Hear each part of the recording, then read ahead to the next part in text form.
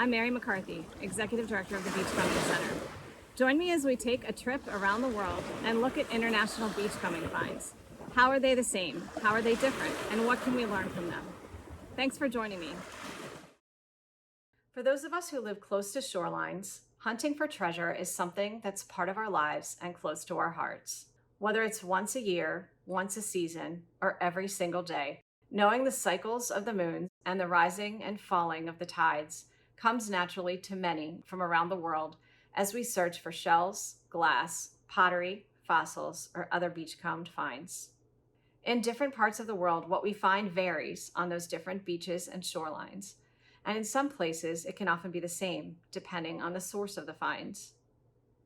German porcelain dolls, for example, were exported from all over the world and can be discovered on beaches worldwide, particularly on a landfill beach. Often, coastal erosion and coastal landfills on bays and rivers around the world reveals finds that may not be wave-worn like those found after many years in the ocean. In England, the discoveries of mudlarkers on the Thames differ greatly from beach finds on the northeast coast of England that, in addition to Maltese from the art glass manufacture industry, also include ancient fossils in the area. These local finds are notable to the UK. The glow of the sea foam glass found on the northeast coast is rarely found in other places.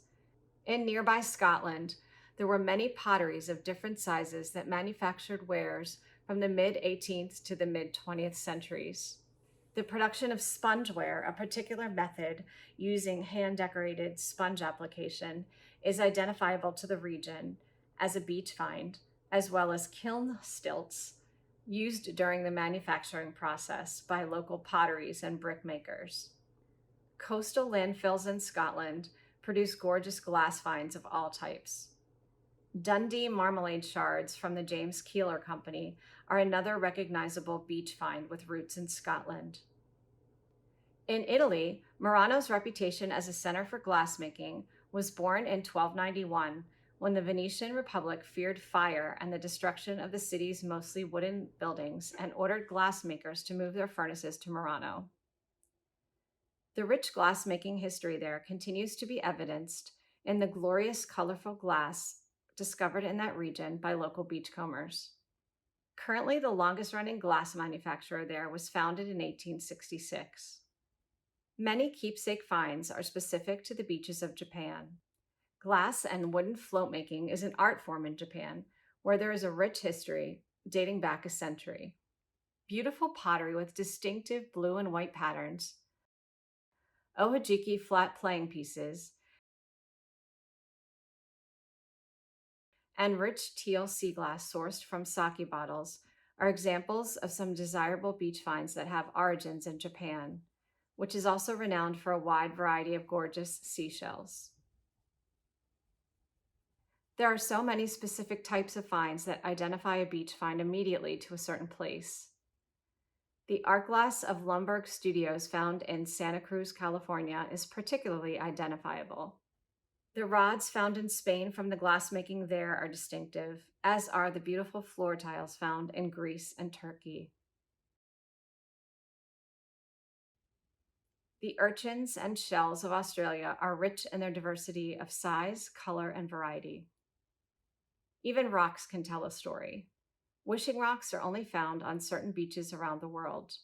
Coastal landfills of the east coast of the United States produced unique Victorian finds, and on the Chesapeake Bay, Calvert Cliffs has a rich history dating back 10 to 20 million years, with shark tooth and prehistoric shell finds on the beach. Cobalt blue glass was manufactured by the Maryland Glass Corporation, so is found more frequently on the Chesapeake Bay.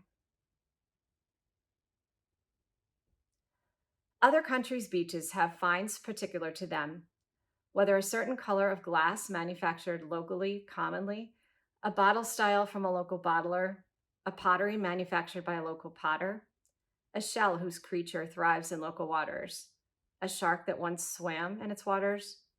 Our beaches are all rich with history. Discovering the origins of our finds is one thing that brings us together in the beachcombing community, in addition to our common love of the serenity that we find on the shoreline. Hopefully, a desire to keep the ocean clean in an effort to pick up trash before treasure when we beachcomb is another common goal for the community as well. Thanks for stopping by the Chesapeake Bay today. Please stop by our website at thebeachcombingcenter.org. We have a resource section where you can learn more about beachcombing finds from around the world.